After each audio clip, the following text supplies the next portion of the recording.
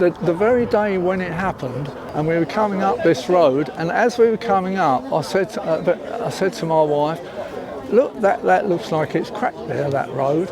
Lo and behold, a few hours later, the road actually collapsed. So we were very fortunate it could have happened, as we were passing it.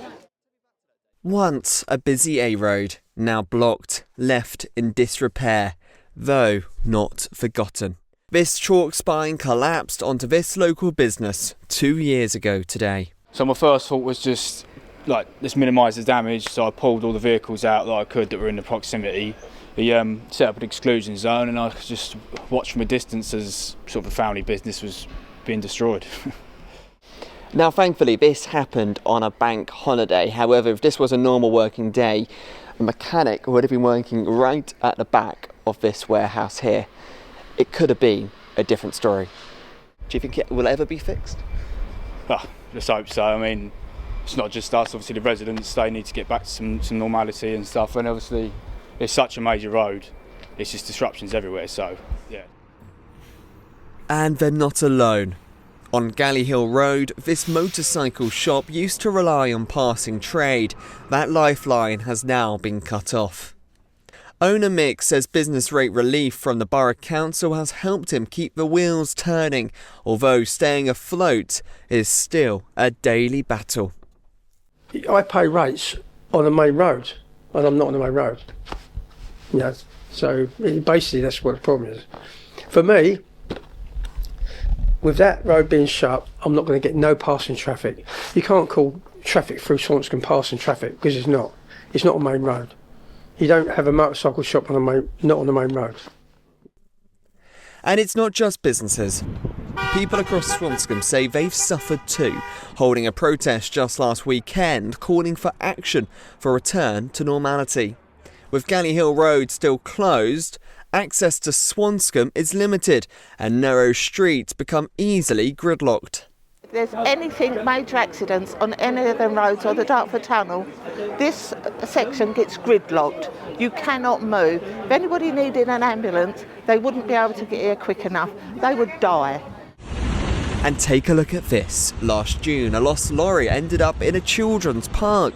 There is an official diversion, and locals say it is regularly flouted. Everything comes through Swanscombe now, don't matter what it is. They just can't find no alternative routes. What needs to happen?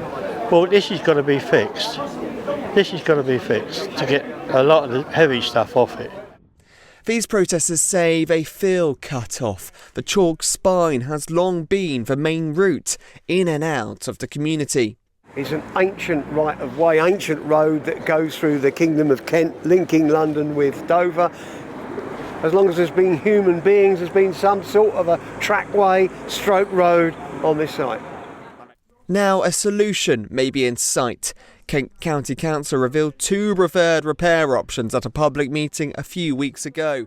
So what we had to do was really bring it down to a realistic approach, because we had a deadline that we needed to get into government to be able to actually put pressure on to get that funding. One is to bridge the area, so it would be a similar bridge to what crosses HS1 at the moment further down the road.